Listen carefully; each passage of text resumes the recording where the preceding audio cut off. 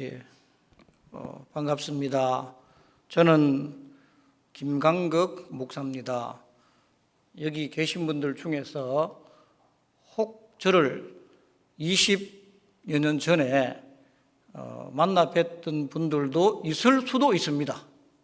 제가 엄정수 목사님 이 교회에 전도사님으로 계실 때 제가 오천제일교회 청년회 수련회를 주 강사로 제가 2번 강의를 인도했습니다. 기억나는 곳이 봉자산 기도원 그리고 천재단 기도원 두 곳에서 제가 청년들에게 강의를 했습니다. 그분들이 지금은 40대 후반이나 50대가 되었겠죠. 아마 그렇습니다. 오늘 말씀을 통해서 예수님이 포도주를 만드신 표적을 우리에게 보여주셨습니다. 이 표적이 무슨 의미인지 여기에 대해서 말씀을 드리려고 합니다. 요한복음 20장 30절과 31절을 보시면 어떻게 요한이 이 표적을 사용하고 있는지, 그리고 표적이란 무엇인지, 표적을 통해서 무엇을 사도 요한은 우리에게 전하고 싶었는지가 기록되어 있습니다. 요한복음 20장 30절과 31절에는 예수께서 이 외에도 많은 표적을 행하셨으나 오직 이것을 기록하면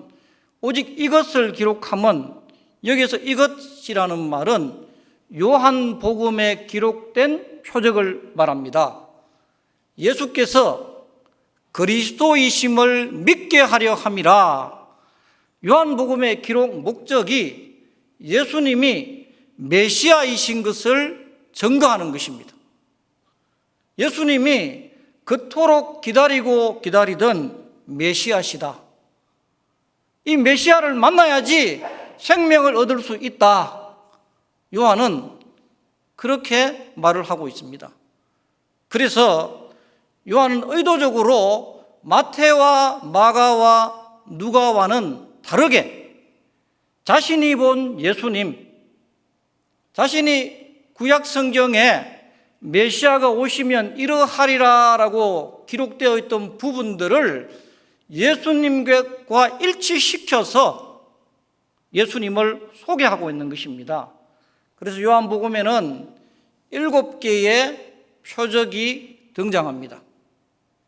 표적은 그 자체로 엄청난 초자연적인 기적 현상을 동반하지만 그것 이상입니다. 표적은 기적이 아닙니다.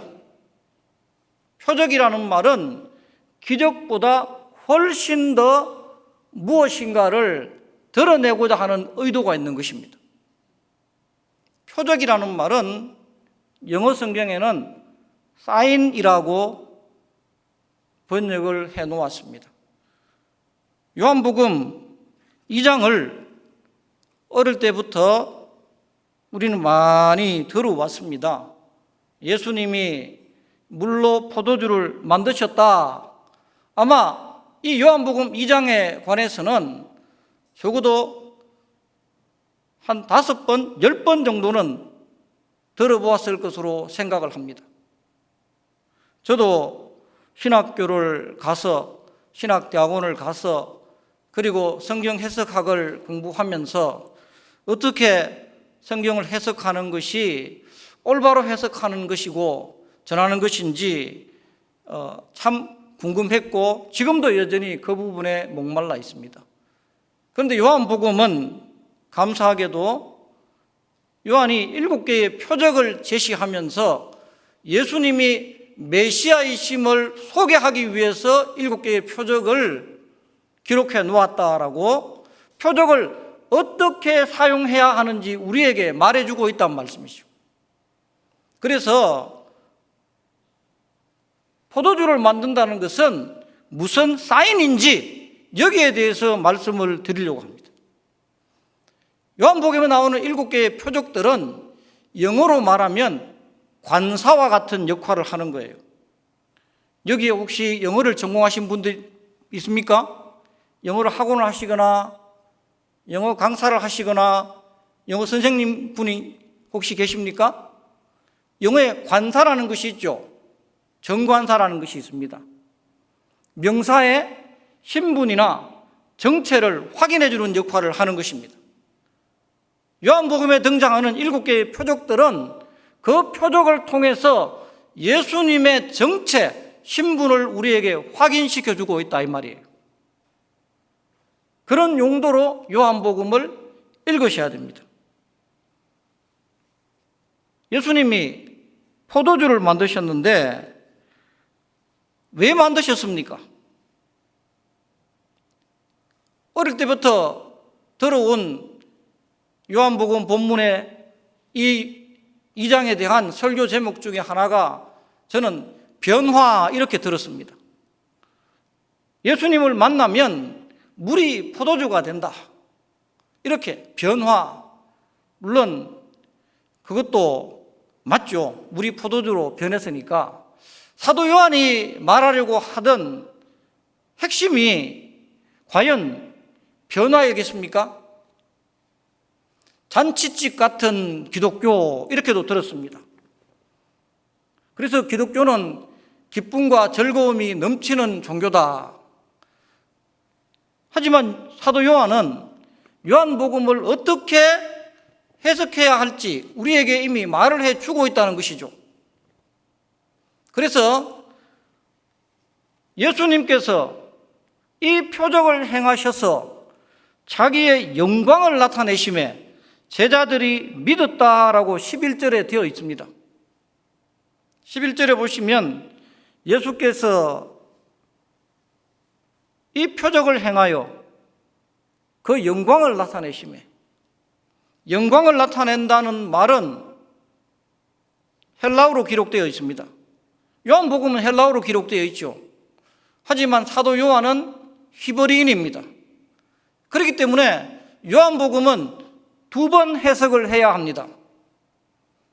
요한복음에 나와 있는 모든 용어들은 헬라어로 기록되어 있지만 요한의 사고는 히브리적이기 때문에 헬라어로 독사, 영광이란 뜻이죠. 여기에서 만들어진 영어가 독솔로지, 도그마 이런 뜻이 있습니다. 독사라는 말은 헬라어로 영광이란 뜻입니다. 요한복음에 기록되어 있습니다. 경상도 말로 하자면 헬라 사람들이 생각하는 영광은 삐까번쩍한 겁니다. 좀 이해되시죠? 경상도 말로 바로 이해되시죠? 삐까번쩍한 거 하면은 바로 이해되잖아요. 서울 가서 이렇게 말하니까 서울 사람들이 모르더라고요. 삐까번쩍한 거 하니까 헬라어를 히브리어로 바꿔줘야 되는 것처럼 삐까번쩍하다는 말을 또 바꿔줘야 돼요, 서울 사람들은. 하지만 히브리적 사고에서 영광이라는 말은 그런 개념이 아닙니다.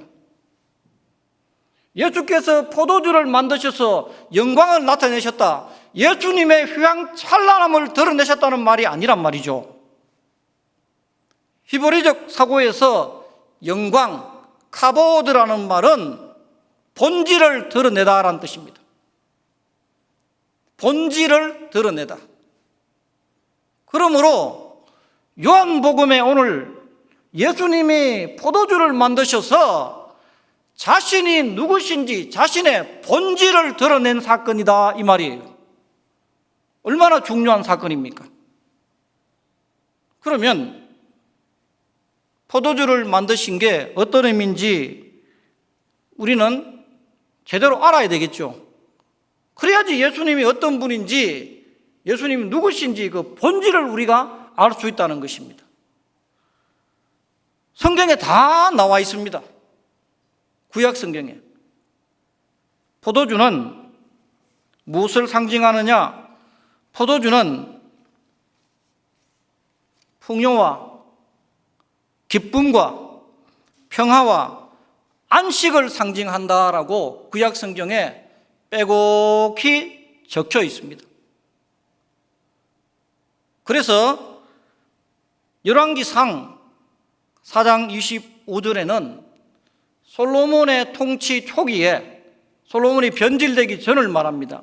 솔로몬의 통치 초기에 솔로몬이 사는 동안에 유다와 이스라엘 단에서부터 베엘세바까지 포도나무 아래에 평안히 살았더라, 이런 말이 나옵니다. 평안히 살았더라 이렇게 말하면 될 텐데 그 앞에 포도나무 아래라는 말을 넣었어요. 포도나무 아래에 산다는 말이 평화를 상징한다는 거죠. 그리고 구약의 다른 많은 본문들은 포도나무가 평화와 풍요, 안식을 상징하는 것을 계속해서 말하면서 메시아 시대에 이루어질 회복에 대해서 노래할 때마다 포도주가 회복될 것이다, 이렇게 말을 하고 있습니다. 쉽게 말씀드리면 포도주가 넘쳐나는 시대가 도래하는데 그 시대가 언제냐? 메시아의 시대다, 이 말이에요. 메시아가 우리를 회복시키는 시대, 메시아께서 오셔서 우리를 죄로부터 회복시키는데 그냥 죄로부터 회복시킨다 이렇게 표현하는 게 아니라 포도주가 넘쳐난 시대가 될 것이다, 이렇게 말합니다. 왜 이렇게 말하느냐? 풍요가 넘쳐난다는 얘기죠.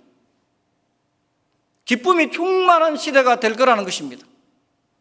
완벽한 평화와 완벽한 안식의 시대가 도래할 거다, 이 말이에요. 그래서 구약 성경에 메시아가 오시면 메시아의 시대는 포도주의 시대가 될 것이다, 이렇게 선지자들이 노래하고 있습니다.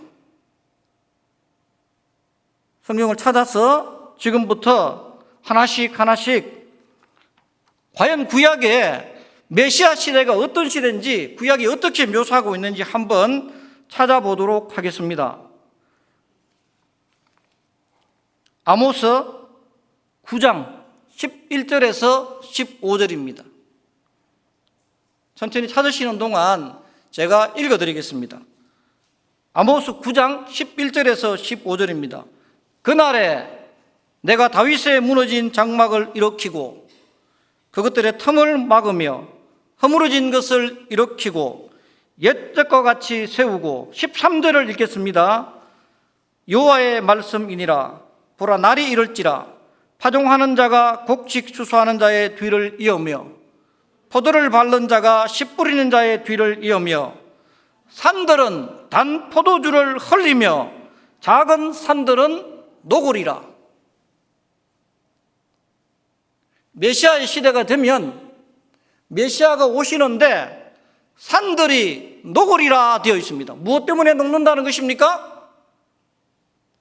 포도주로 인해서. 그래픽으로 한번 떠올려 보시기 바랍니다. 그래픽으로 지금 머릿속에 예수님이 산을 이렇게 넘어오시는 거죠.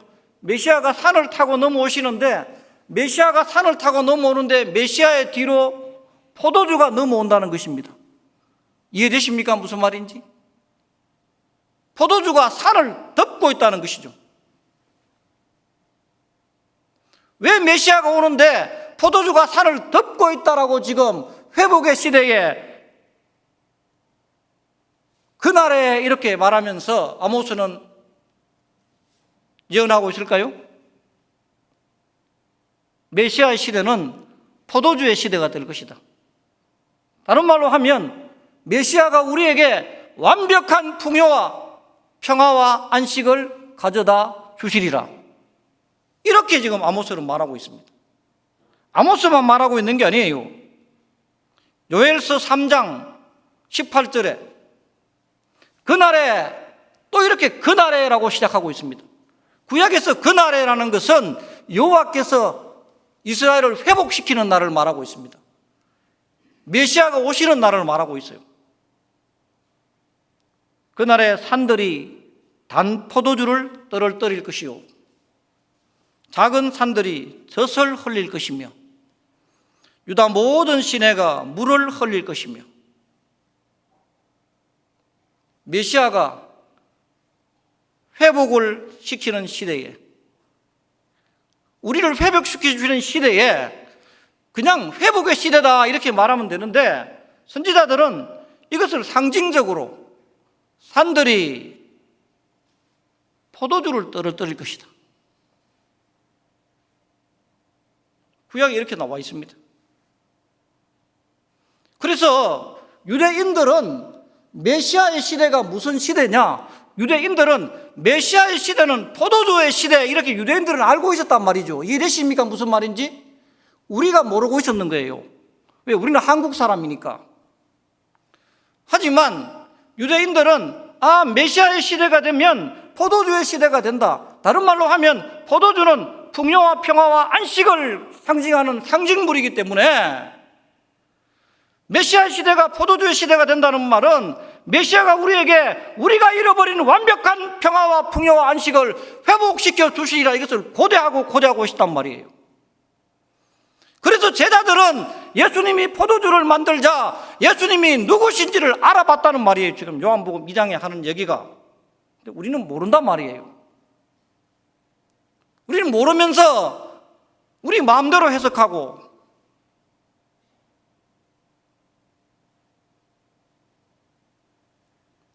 미가서 4장 4절을 인용하겠습니다. 각 사람이 자기 포도나무 아래에 자기 무화과 나무 아래에 앉을 것이며, 회복의 시대를 말합니다. 메시아의 시대. 예레미야 31장 1절에서 6절을 말하겠습니다. 내가 다시 사마리아 산들에 포도나무를 심때 심는 자가 그 열매를 따기 시작하리라. 회복을 노래하는 곳마다 구약에 포도나무, 포도열매, 포도주가 등장하고 있습니다. 스가랴 3장 1절에서 10절에 만군의 여호와가 말하노라. 그날에 너희가 각각 포도나무 아래에 무화과 나무 아래에 서로 초대하리라. 왜 구약 성경에 이렇게 계속해서 말하고 있습니까? 왜요? 메시아가 오면 제발 좀 알아보라는 것입니다.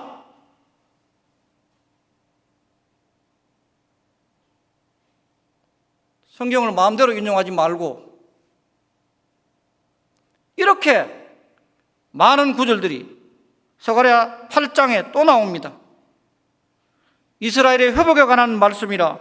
곧 평강의 씨앗을 얻을 것이라. 포도나무가 열매를 맺으리라. 평강의 씨앗을 얻을 것이라. 포도나무가 열매를 맺으리라. 평강의 씨앗, 곧 포도나무. 포도가 평화를 상징한다라고 말하고 있습니다. 잘하는 성경 구절을 하나 인용할까요? 이스라엘 백성들이 출애굽해서 가데스 바네아에서 정탐꾼을 보내죠. 잘 아시는 게, 정탐꾼을 보내서 정탐꾼들이 가나안 땅에 들어가잖아요. 가나안 땅에 들어가서 무엇을 메고 옵니까? 포도나무를 메고 오죠. 포도나무가 얼마나 큰지 한 사람이 들고 오는 게 아니라 두 사람이 거기에 뭘 합니까? 막대에 꿰어서 오잖아요. 그죠? 왜 그런 포도나무를 보여줍니까? 저 가나안 땅은 완벽한 평화와 완벽한 풍요와 완벽한 안식의 땅이라는 것을 상징적으로 보여주는 거예요. 상징을 모르면 성경을 이해할 수 없습니다. 저는 제 전공이 성경 해석학이기 때문에 성경의 대부분은 상징으로 되어 있습니다. 또 하나를 말씀드리겠습니다. 사사기에 보면 삼손이 딥나의 포도원에 내려갔더니 딥나의 포도원, 포도밭에 무엇이 있습니까? 사자가 있어요. 사자가 왜 포도원에 떡하니 있습니까? 삼손이 그 사자를 죽였다라고 사사기는 말하고 있습니다. 딥나의 포도원, 이스라엘의 포도원에 사자가 있어요. 포도원은 이스라엘의 풍요와 안식을 상징하는 것입니다. 그런데 그 이스라엘의 평화와 풍요와 안식을 사자가 지금 떡하니 가로막고 있다는 거예요. 그 당시의 사자는 누굽니까? 블레셋이에요. 이스라엘이 블레셋 때문에 고통받고 있어요. 그런데 삼손이 그 블레셋을 상징하는 사자를 어떻게 합니까? 죽입니다. 삼손의 뜻이 무엇입니까? 태양이란 뜻입니다. 삼손이 상징하는 바는 의의 태양이신 예수 그리스도께서 오셔서 흑암에 갇힌 우리를 건지시고, 마치 사사시대의 이스라엘이 블레셋에 갇혀서 그 블레셋에 억압받고 있는 그 상황에서 삼손이 이스라엘을 구원한 것처럼 의의 태양이신 예수께서 우리를 구원하시리라. 이런 메시지를 사사기는 예언적으로 우리에게 말씀해 주고 있는 것입니다. 이런 얘기를 하려면 너무 많아서 다 할 수 없습니다. 중요한 성경 구절을 하나 더 말씀을 드리겠습니다. 창세기 49장 10절에서 12절을 찾아서 말씀을 드리겠습니다. 창세기 49장 10절에서 12절은 너무나 중요한 메시아 관련 구절입니다. 창세기 49장 10절에서 12절입니다. 다 아시는 구절이에요. 이 구절을 모르시는 분이 없어요. 왜냐? 유다 지파에서 메시아가 날 것을 예언하는 구절이에요. 야곱이. 10절부터 읽으시면 같이 읽겠습니다. 12절까지 같이 읽겠습니다. 시작.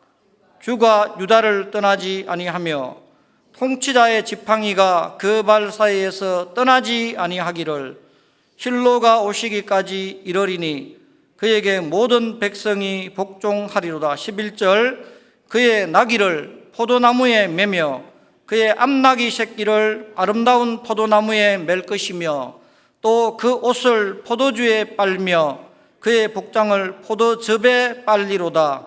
12절. 그의 눈은 포도주로 인하여 붉겠고 그의 이는 우유로 말미암아 희리로다. 자, 창세기 49장 10절은 너무나 많이 들어보신 구절이죠. 그죠? 홀이 유다를 떠나지 아니하며, 즉 왕권을 상징하는 왕권의 규, 홀. 그래서 유다 지파에서 메시아가 나신다라는 것이 창세기 49장 10절의 예언이에요. 그런데 11절, 12절에는 그 메시아가 오시는데 메시아의 모습이 포도나무에 나귀를 매며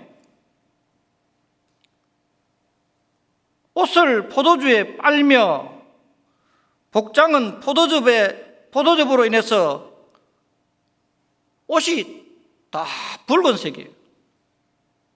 눈도 붉은색이에요. 어떻게 보면 포도주로 흠뻑 취한 상태예요. 그리고 12절에 그의 이는 우유로 말미암아 희리로다. 그래서 유대인들은 메시아가 오실 때에 가지고 오는 두 가지 선물이 뭐냐? 포도주와 젖이라고. 그들은 메시아 시대가 되면 이 둘이 상징하는 것이 평화와 풍요와 안식을 상징하는 상징물이에요. 그래서 구약시대 유대인들은 메시아 시대가 되면 포도주와 젖의 시대가 도래할 것이다. 메시아 시대는 이 포도주와 젖을 통해서 우리에게 평화의 시대, 안식의 시대가 될 것이다. 그래서 그들은 메시아가 오면 메시아가 우리에게 무엇을 가지고 올 것인지 고대하고 있었고 그들은 잘 알고 있었습니다. 그래서 오늘 요한복음 2장에 예수님이 포도주를 만드심으로 표적을 행하셨다. 사인을 주셨어요. 즉 자신이 누군지를 드러내셨단 말이에요. 즉 예수님 자신이 오리라 한 메시아라는 것을 그 당시 사람들에게 보여주신 사건이란 말이에요. 그래서 제자들은 예수님이 포도주를 만드셨을 때 이분이 메시아구나라는 것을 알아봤다는 얘기예요. 지금 좀 이해되시죠? 이제 요한복음. 예. 우리는 예수님을 만나야지. 오늘 헌신 예배인데 저 목사는 헌신에 관해서는 얘기 안 하고 자꾸 다른 얘기만 하다가 오늘 가네 이렇게 생각하지 마시고, 우리가 헌신을 하려면 지금까지도 예수님을 잘 알고 만나오셨지만 오늘 다시 한번 하나님의 말씀을 통해서 예수님을 만나시기를 바랍니다. 성경이 우리에게 말씀하시는 예수님을 만나야지, 이 말씀에 붙잡혀야지 우리가 참된 헌신 할 수 있을 줄 믿습니다. 그래서 저에게 주어진 시간이 짧지만 저는 이 예수님을 소개하고 싶은 것입니다. 왜? 요한이 이 예수님을 소개하는 방식 그대로, 요한이 예수님을 어떻게 소개하는지 그대로 오늘 여기 계신 분들에게 저도 요한처럼 예수님을 소개시켜 드리고 싶습니다. 그래서 이사야 55장 1절에서 3절을 읽고 오늘 말씀을 마치려고 합니다. 하나를 더 하겠습니다. 이사야 55장 읽기 전에 이것은 구약 성경은 아닙니다. 구약 성경은 아니지만 아주 중요한 유대인들의 메시아 대망 사상 중에 등장하는 중요한 하나의 구절이 있어서 제가 인용을 하려고 합니다. 구약 성경이 아닙니다. 분명히 말씀을 드리고 이것은 외경입니다. 외경을 혹시 들어보셨습니까? 예, 이것은 유대인들이 기록해 놓은 성경 비슷하게 자기들이 기록해 놓은 흔히 말하는 가짜 성경, 성경 밖의 성경 이렇게. 하지만 우리는 이런 연구를 통해서 유대인들이 어떤 신앙을 가졌는지, 그들이 어떤 기대를 가졌는지를 알 수가 있습니다. 외경 제2바룩서 29장 5절을 저는 인용하려고 합니다. 제2바룩서 29장 5절에 그날에 땅이 만배의 열매를 생산할 것이요, 그날에 땅이 만배의 열매를 생산할 것이요, 한 포도나무가 있어 1000개의 가지를 낼 것이요, 한 가지가 1000개의 포도송이를 낼 것이요, 한 포도송이가 1000알의 포도알을 낼 것이다. 이렇게 되어 있습니다. 여기도 일단 뭐가 등장합니까? 포도가 등장하죠. 그런데 포도가 어떻게 등장합니까? 나무 하나가 있는데 이 나무가 가지를 몇 개를 낸다는 것입니까? 1000개를 낸다는 거예요. 가지 하나마다 포도송이를 1000개를 낸다는 거예요. 포도송이 하나마다 포도알을 몇 개요? 1000개를 낸다는 거예요. 그리고 한 포도알이 한 고로의 포도주를 낼 것이다. 구약 성경에 보면 고로라는 말이 나옵니다. 한 고로는 10바트예요. 한 바트는 22리터 내지 23리터입니다. 자, 한 바트가 22리터 내지 23리터면 한 고로는 얼마입니까? 220리터 내지 230리터입니다. 뭐가 지금 220리터 내지 230리터의 포도주를 낸다는 것입니까? 포도알 하나가요.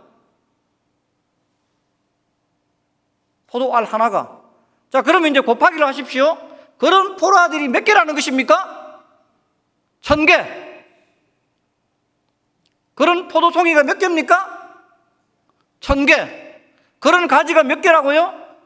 1000개. 제가 이 요한복음을 영천에 있는 몇몇 교회에서 얘기했더만 영천이 포도를 재배하는 곳이잖아요. 목사님, 그런 포도나무 좀 구해다 주십시오. 이런 포도나무 하나 있으면 어떻게 되겠습니까? 다른 포도 필요 없어요. 제가 계산을 해봤습니다. 그래서 1000 곱하기 1000 곱하기 1000 곱하기 1000 하니까요, 이 포도 하나 나무에서 나오는 1리터, 포도주 1리터를 제가 그냥 10,000원으로 계산한 거예요. 포도주 1리터 10,000원으로 계산하면 아주 싸게 책정한 거죠. 그런데 가격이 2,000조가 됩니다. 이런 포도 하나 있으면요, 우리나라 사람 아무것도 안 하고 1년 동안 놀아도 돼요. 외경이 무엇을 말합니까? 메시아 시대가 되면 완벽한 풍요가 우리에게 주어질 것이다. 무슨 말인지 아시겠습니까? 이것을 유대인들이 고대하고 고대했단 말이에요. 쿰난 문서에도 보면 그런 말이 나와요. 메시아 시대가 되면 메시아가 그의 백성들과 더불어 포도주로 연회를 베풀리라, 이런 말이 나와요. 그리고 구약의 유대인들은 포도주의 시대, 메시아의 시대. 그래서 이사야 55장 1절에서 3절을 읽어드리고 마치려고 합니다. 이사야 55장 1절에서 3절은 이렇게 기록되어 있습니다. 오호라, 너희 모든 목마른 자들아, 물로 나오라. 돈 없는 자도 오라. 너희는 와서 포도주와 젖을 사라. 포도주와 젖을 사라, 이 말은 메시아를 만나라, 이 말입니다. 왜? 메시아가 가지고 올 두 가지 선물이 포도주와 젖이기 때문에. 창세기 49장부터 예언되어 있는 메시아가 가져오기로 한 선물, 이것을 이사야는 얘기를 하고 있는 거예요. 메시아를 만나라는 얘기입니다. 포도주와 젖을 사라. 어찌하여 양식이 아닌 것을 위하여 언을 달아주며 배부르게 하지 못할 것을 위하여 수고하느냐. 내게 듣고 들을지어다. 그리하면 너희가 좋은 것을 먹을 것이며 너희 자신들이 기름진 것으로 즐거움을 얻으리라. 너희는 귀를 기울이고 내게 나와 들으라. 그리하면 너희의 영혼이 살리라. 내가 너희를 위하여 영원한 언약을 맺으리니 곧 다윗에게 허락한 확실한 은혜이니라. 이 확실한 은혜를 예수 그리스도께서 육신을 입고 이 땅에 오셔서 그의 몸을 들이심으로 말미암아 우리를 위해서 완벽한 평화와 완벽한 풍요와 완벽한 안식의 시대를 열어주신 줄 믿으시기 바랍니다. 관세로 인해서, 탄핵 이후의 일로 인해서, 환율로 인해서 우리는 너무나 불안한 시대에 살고 있습니다. 하지만 한 가지 분명한 것은 예수께서 우리에게 완벽한 풍요와 평화와 안식을 주시기 위해서 이 땅 가운데, 역사 가운데 오셨다는 사실입니다. 이 예수님을 만나시고 불안과 동요가 가득한 시대를 살아가지만 마음 깊은 곳에 참된 평화와 풍요와 안식을 품고 살아가시는, 그래서 그 주님께 평생 충성, 헌신, 봉사하시는 모든 남전도회 회원 여러분 되시기를 주의 이름으로 축원합니다. 기도하겠습니다. 하나님 아버지, 부족한 종이